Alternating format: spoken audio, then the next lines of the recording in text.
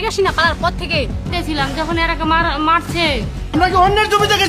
সকালে ঠাকুরগাঁ সীমান্তে আলু খেতে শ্মশানঘাটের সাইনবোর্ড স্থাপনকে কেন্দ্র করে হিন্দু সম্প্রদায় ও মালদহ সম্প্রদায়ের লোকজনের মধ্যে সংঘর্ষ বাধে। এ সময় সীমান্তে দায়িত্বে থাকা বিজিবি সদস্যরা হিন্দু সম্প্রদায়ের লোকজনকে শান্ত করার চেষ্টা করলে তারা কথা শোনেনি বলে অভিযোগ উঠেছে। দুপক্ষের সংঘর্ষে 3টি মোটরসাইকেল ভাঙচুর ও দুপক্ষের নারীসহ 4 জন আহত হয়েছেন। পরে আইনশৃঙ্খলা বাহিনী ও উপজেলা সহকারী কমিশনার ঘটনাস্থলে গিয়ে পরিস্থিতি শান্ত করেন। ভাঙচুর করা মোটরসাইকেল উদ্ধার করে নিয়ে আসা হয় কালিরেঙ্গি থানায়, তুলে ফেলা হয় স্থাপন করা ঠাকুরগাঁয়ের সীমান্ত এলাকা, এটি পাড়িয়া ইউনিয়নের মধ্যে। আমার পিছনে থাকা যে জায়গাটা দেখতে পাচ্ছেন, এই জায়গাতেই সকালবেলা মূলত এখানকার যে হিন্দু সম্প্রদায়ের লোকজন এবং মালদহ সম্প্রদায়ের লোকজনের মধ্যে এটি উত্তেজনা এবং মারধরের ঘটনা ঘটে। পিছনে থাকা যে দুটি মোটরসাইকেল নিয়ে যাচ্ছে, এর বাইরেও একটি মোটরসাইকেল মূলত ভাঙচুর করা হয়েছে, বেশ কয়েকজন আহত হয়েছে এই ঘটনায়।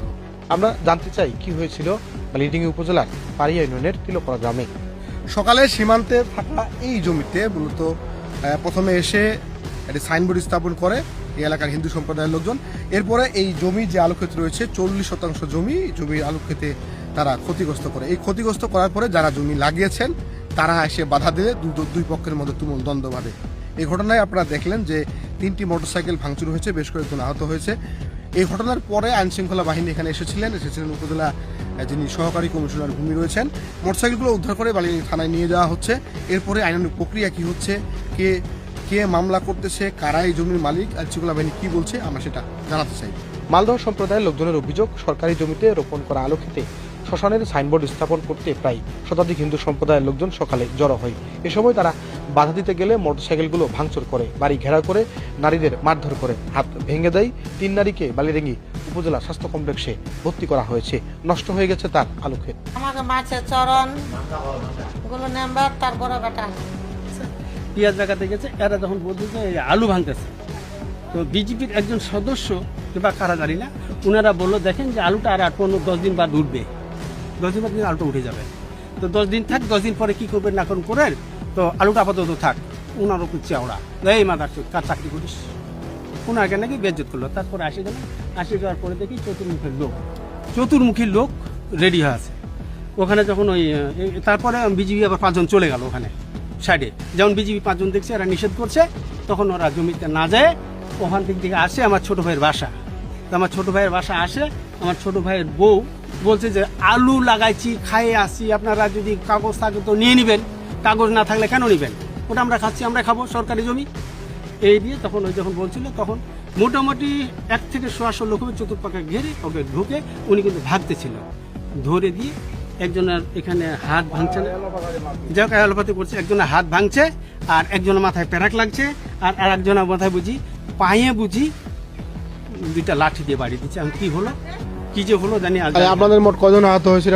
আমাদের 3 জন আহত হয়েছে। ওরা আলু করছিল, আমরা মানা করতে গেছিলাম, তখন বাড়ি চলে আসি, ওখানে কিছু বলে নাই, তখন বাড়ি আসি, বাড়ি থেকে টানে নিয়ে আমাদেরকে মারছে। ওনারা 200-300 লোক আছে, মানে আলু উঠাতে শুরু করছে। আমরা বলছি ওখানে দেখলাম, দেখার পরে রাস্তার উপরে যে উঠলাম, আমার উপরে কিন্তু দৌড়ে আসে, তারপর আমি কিন্তু নিজে সাইড নামে গেলাম, আমরা গাড়ি ভাঙতে শুরু করলো। লাইন নিয়ে কারা আসতেছিল প্রথমে? ওখানে অনেকগুলা মানুষ, একটা আমি দেখলাম প্রথমে সুজনকে, তারপরে ওখানে দেখলাম মুজানুকে, তারপরে আরো 2-3 জন যখন দেখলাম লাঠি ডাং নিয়ে নিতে, তখন আমরা এনাকে আবার ফোন দিলাম, আপনারা কেউ ফোন রিসিভ করলো না। আমরা দেখি মাঠে মনে হয় কাজ করছে, ফোন মনে হয় বাড়িতে, ফোন দেওয়ার পরে কিন্তু রিসিভ হলো না। তখন আমরা দেখতেছি এখানে থাকা যাবে না, আমরা তখন বাড়িতে গেলাম। এ ঘটনায় হিন্দু সম্প্রদায়ের ধরেন্দ্রনাথ সিংহ আহত হয়ে ঠাকুরগাঁ জেনারেল হাসপাতালে চিকিৎসাধীন রয়েছে। আমার শ্বশুর বলে মানে পরবর্তী এসে আর কি, ওরা কিন্তু এই যে দুই শাশি বউয়ে মানে বোটটা নিয়ে বলে মানে কিবা আর কি, ওরা গাড়তে দিবে না, আমাদের লোকগুলো গাড়বি। আমার শ্বশুর তখন এই দিক দিয়ে গেছিল আর কি, মানে মোটরসাইকেল নেওয়ার পর ওদের লোকরা কিন্তু রাস্তায় ছিল, হাতে বলে কোদাল ছিল, তারপর কি জানি বলে ওই যে ওটাকে কি জানি বলে রডগুলা ছিল। আমার শ্বশুর কিন্তু ওটা মনে করেন যে আমাকে মারবি, কুড়াল ছিল বলে আমার শ্বশুর মনে করেন যে আমাকে মারবে। আমার শ্বশুর রাস্তার পাশে দাঁড়ায় মানে গাড়িটা আটকাইছে, তখন পিছন দিক দিয়ে বলে কুড়াল দিয়ে বলে মাইসে, 2 পাশে 2টা মাইসে, তারপরে এই যে পা গুলোতে দিছে, এই পা গুলো একদম ভেঙে গেছে বলে। এখন কি আপনার শ্বশুর অসুস্থ? ও অসুস্থ মানে কিছুই বলতে পারে না, তারপর এগুলোতে বলে ঘুতা মারছে বলে, রড দেওয়া বলে। আচ্ছা, আপনাদের কয়জন তাহলে মোট আহত? এই একজনই। আপনার শ্বশুর হ্যাঁ। কি নাম ওনার? এ ঘটনা নিয়ে বক্তব্য চাইতে গেলে অসভ্য আচরণ করেন ঝরন্দ্রনাথ সিংহের লোকজন। ভাই কেন? আমরা বিচার পালে না নিব না ভাই, আমরা আমি কি বিচারের লোক? না, আমরা চচ্চড়াইনি ভাই। আপনার এক পক্ষ কথা বলতেছেন। কোন পক্ষ ভাই? অবশ্যই এক পক্ষ কথা বলতেছেন। কোনটা পক্ষ কোনটা? বলে যান না, হিন্দুগুলো চলে যান ভারতে। হিন্দু মুসলিম কেন আসছে এখানে? আমার নাম তুষার চন্দ্র সিংহ। তুষার, আপনারা সকালে সাইনবোর্ড লাগাতে গেলেন? হ্যাঁ, সাইনবোর্ডের নিচে গেছিলাম। সাইনবোর্ড আমাদের ওটা বাপদাদা 14 পুরুষ থেকে আগে আমরা জলাই ওখান থেকে আসি। আমরা সকলেরই 5 গ্রাম মিলে সবাই যাই ওখানে শ্মশান ঘাট। আমাদের এখন না, আমরা পূর্বপুরুষ, আমার দাদা ছিল, সকলেরই এবং দায়িত্ব ছিল দায়িত্ব ছিল বিডিআর। দায়িত্ব বিডিআরকে ফোন দেওয়া হয়েছিল সকালে। ফোন দেওয়া যখন আচ্ছা আপনারা যান, লাইন লাগাই দিয়ে আসেন। বিডিআর আদেশ দিয়েছে আপনাদের? হ্যাঁ, কমান্ডার স্যার যেখানে আছে, যে ক্যাম্পের দায়িত্বে যে আছে। আমার নাম বিষ্ণুচন্দ্র সিং। বিষ্ণুচন্দ্র সিংহ। বিজেপি কাকে ফোন করছে? আমি কমান্ডারকে ফোন দিয়েছি। যিনি কি নাম ওনার? ওনার নামটা আমি জানি না, যিনি দায়িত্ব আছে। রেকর্ড আছে কোনো? উনি আপনাকে লাগাতে বলছে? রেকর্ড আমি কয়টার সময় ফোন দিয়েছি, আপনি চেক করে নেন আমার নাম। দেখি বলেন তো, দেখি দেখা একটু দেখুন তো। মানে বিজেপির বিরুদ্ধে যদি অভিযোগ এস্টাবলিশ করতে যায় আমাকে তো প্রমাণ লাগবে। না,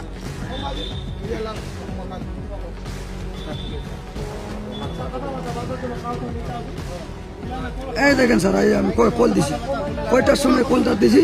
খুব ভালো লিখবে ভাই, কিন্তু মোবাইলের সম্বন্ধে জানবো না। কথা বলছি আমি। 6 তারিখে কথা বলছেন আপনি? না, আজকেও কথা বলছি, রানিং কথা বলছি আমি। আচ্ছা কি, আচ্ছা একটু ক্লিয়ার করেন আমাকে। কোম্পানি কমান্ডার কি বললো আপনাকে? কমান্ডার আমি বললাম, স্যার এটা তো আপনি দায়িত্ব নিয়েছিলেন, যখন আমরা আলু ক্ষেতটা যখন প্রথম চাষ করলো তখনই তো আমি আটকাই দিয়েছিলাম জমিটা। আপনি আসে এখানে দায়িত্ব নিলেন, সমাধান করে দিয়ে গেলেন, আমি মানছি। কি সমাধান দিল? ও বলতেছে এখানে আলু কোনো হবে না। আমি পানি দিতেও দিব না, সার দিতেও দিব না, কামাতেও দিব না, কিছুই করতে দিব না, স্প্রেও করতে দিব না। ওটা অমনি পচে নষ্ট হয়ে যাবে। আপনারা উত্তেজিত হয়েন না, আপনার অনুরোধ, ওখানে কেউ যাবে না, ইন টোটালে বন্ধ। এরপরেও লোকজনগুলো গিয়ে স্প্রে করছে, এরপরও লোকজন এফসো করছে, লাগাইছে, যত্ন করতেছে। আমি এর মাঝখানে কমান্ডার স্যারকে ফোন দিলাম। আচ্ছা, এটা গেল? আবারও ফোন দিলাম, স্যার আপনি দায়িত্ব নিলেন, দায়িত্ব তো আপনার মানছে না। ওনারা তো আবার ওভারটেক করে আপনাদেরকে ওভারটেক করছে, আমাদেরকে ওভারটেক করছে।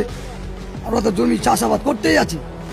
এই আজকে যে আপনারা ওখানে শ্মশানে সাইনবোর্ড লাগাতে গেলেন, এটা আপনারা বিভিন্ন দপ্তরে অভিযোগ করছেন, এটা কোনো মানে সিদ্ধান্ত দেয়নি একবারে, তারপরে আপনারা গেলেন।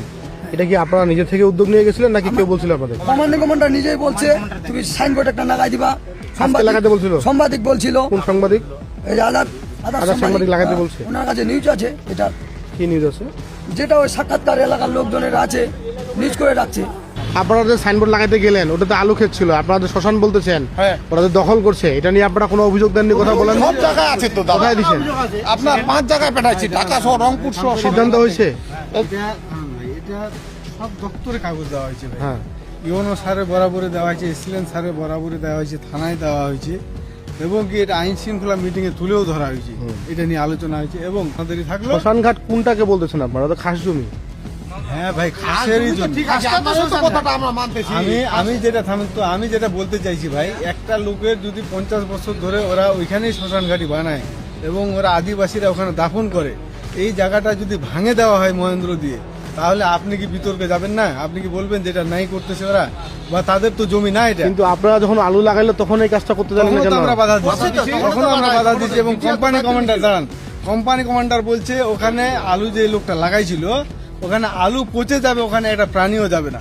ওই যে বিষ্ণু নামে এক ছেলে বলতেছে আজকে সীমান্তে যে ঘটনাটা পারিয়ার, ওইখানে বলতেছে যে আপনাদের কমান্ডিং ওখান থেকে নাকি ওদেরকে ওই সাইনবোর্ডটা লাগানোর কথা বলা হয়েছে। কোনো বলা হয়নি, এগুলো কোনো নির্দেশনা দিতে পারে না। সীমান্ত এলাকায় কেউ নির্দেশনা দিতে পারে না ওটা।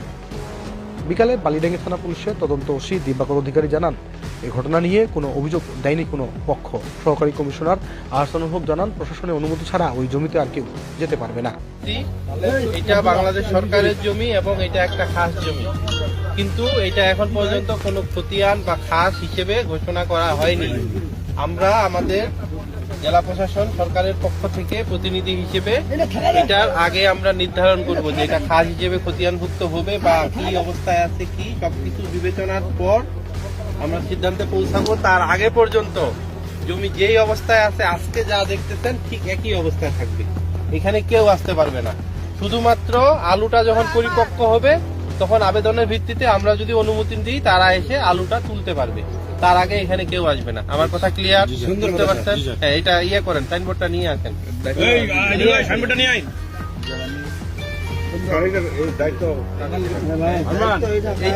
এইটা দায়িত্ব আমার তহসিলদার এখানে থাকবে, এখানে চেয়ারম্যান আছে।